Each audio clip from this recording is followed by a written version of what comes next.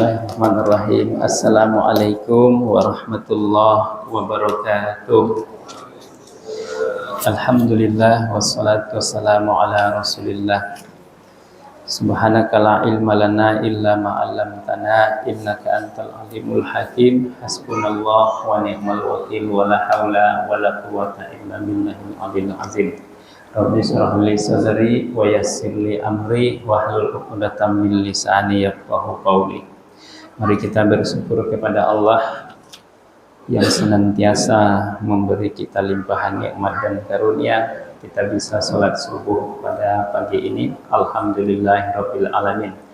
Kita kirim salawat kepada Nabi kita Muhammad sallallahu alaihi wasallam. Allahumma sholli ala sayyidina Muhammad wa ala ali sayyidina Muhammad.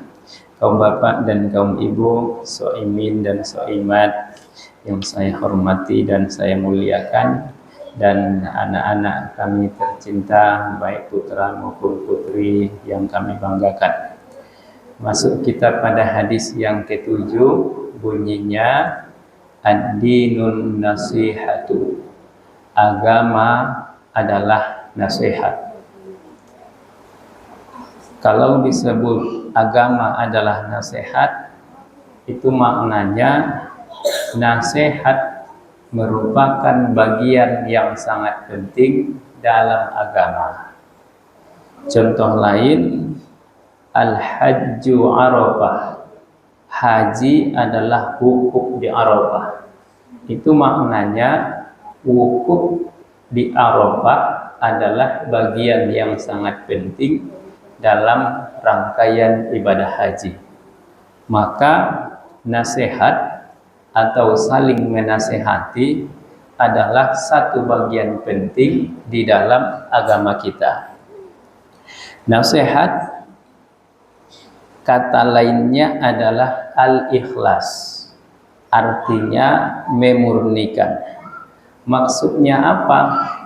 Kita perlu saling menasehati untuk membersihkan diri dari hal-hal yang dilarang. Maka ada yang bertanya, kulna liman, kami kata untuk siapa? Untuk siapa nasihat menasehati itu? Lalu dijawab oleh Rasul, yang pertama lillah, untuk Allah. Maknanya adalah kita harus saling menasehati dalam rangka menunaikan kewajiban-kewajiban kita kepada Allah. Di antaranya mensyukuri nikmat Allah. Itu kewajiban kita. Kaum ibu bercerita kepada ibu yang lain, sekarang uang rasanya tak berarti. Sudah disiapkan membawa uang ke pasar, tapi yang dapat cuma kentang dan bawang. Kalaupun ditambah uang sedikit lagi, paling dapat pisang. Jadi seputar kentang, bawang, pisang, ditambah lagi sedikit, paling dapat udang. Rasanya tak berguna lagi uang itu kalau dibanding yang lalu. Bicara kaum bapak, anak-anak sekarang banyak yang harus dijaga. Kalau dulu matahari terbenam, anak-anak semua sudah kumpul di rumah, tinggal tidur. Sekarang sudah tengah malam, dikasih pun HP, tidak tahu HP itu untuk apa, karena tidak diangkat, tidak aktif WA-nya dan segala macam. Banyak susahnya sekarang. Betul, kalau susahnya dilihat ya ada. Tapi perlu kita rasakan dan wanti-wanti, jangan sampai yang kita rasa tambah susah tadi justru membuat kita menjauh dari syukur kepada Allah. Karena kita dianjurkan saling menasehati supaya meningkatkan rasa syukur. Maka keadaan yang sekarang perlu kita syukuri dengan melihat lebih banyak hal-hal yang lebih positif supaya muncul rasa syukur. Baru yang kedua, li kitabihi, bagi kitabnya, kitab Allah. Maksudnya adalah jangan sampai ada salah sangka di antara kita apabila orang kuat melaksanakan kitab Allah lalu menjadi banyak musuhnya. Kita lihat di dunia ini, orang-orang yang kuat ingin melaksanakan kitab Allah, banyak yang dicap sebagai teroris, banyak yang dicap sebagai jahat, radikal. Yang seperti itu jangan sampai muncul dalam pikiran kita. Itu akibat terlalu banyak mengamalkan Al-Quran. Maka Al-Quran jangan diamalkan banyak-banyak. Itu salah itu. Perlu kita saling mengingatkan supaya kita kuat dan kukuh dalam melaksanakan kitab Allah. Yang ketiga, li rasulihi, bagi rasulnya. Tidak ada di antara kita yang sempurna dalam mencontoh Rasul. Ada kelompok masing-masing dengan upaya untuk mencontoh Rasul. Ada yang menonjol dalam bidang dakwahnya sehingga kuat mengajak orang sholat dari pintu ke pintu, bahkan pergi keluar untuk mengajak sholat, berjalan kaki, bahkan ada yang berbulan-bulan. Itu apakah baik atau tidak? Baik. Ada lagi yang menonjol dalam hal membersihkan bid'ah dan khurafat. Kita harus melaksanakan sunnah Rasulullah sesuai sunnahnya. Jangan ditambah-tambah, jangan dikurang-kurang. Baikkah itu? Baik.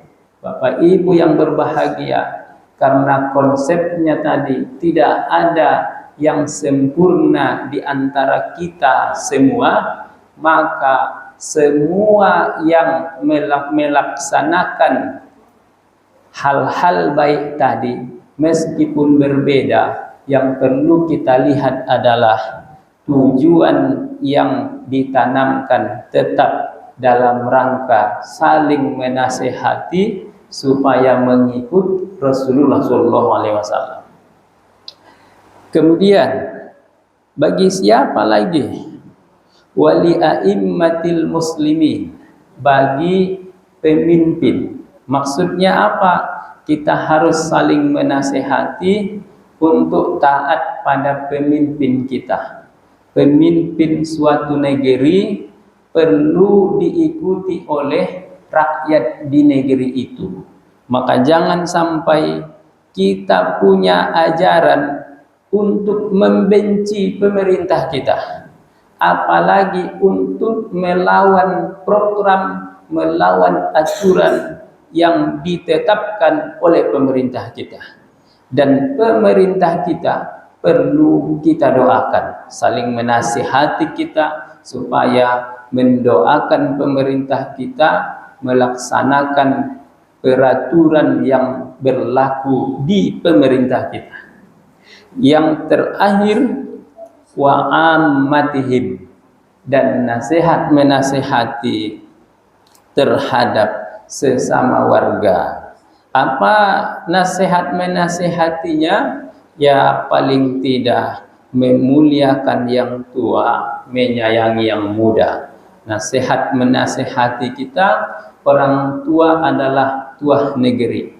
Di mana ada orang tua, masih ada di sana komando moral. Maka ditanya orang, siapa yang dituakan di situ? Kalau sudah tidak ada lagi yang dituakan, biasanya sama kuatnya orang yang ada di situ. Tidak ada lagi itu yang memerintah, semua pemerintah. Tidak ada lagi yang dihormati, semua minta dihormati. Mengapa? Karena tua tak ada. Maka kita perlu memuliakan yang tua, kemudian menyayangi yang muda. Tentu pikiran orang tua beda dengan pikiran orang yang muda. Orang tua jangan memaksa anak muda harus berpikir seperti orang tua, karena anak muda belum saatnya berpikir tua. Apakah bapak yang turun menjadi berpikir muda? Pandai-pandailah. Pokoknya memuliakan yang tua, menyayangi yang muda. Untuk hal-hal ini lillah, li kitab, li rasul, li a'immatil muslimin wa ammatihim. Kita harus saling menasehati. Ad-dinun nasihah, agama adalah nasihat. Itu hadis yang ketujuh. Mudah-mudahan dapat kita ambil iktibarnya. Kita lanjutkan pada waktu berikutnya. Mohon maaf apabila ada kekeliruan. Assalamualaikum warahmatullahi wabarakatuh.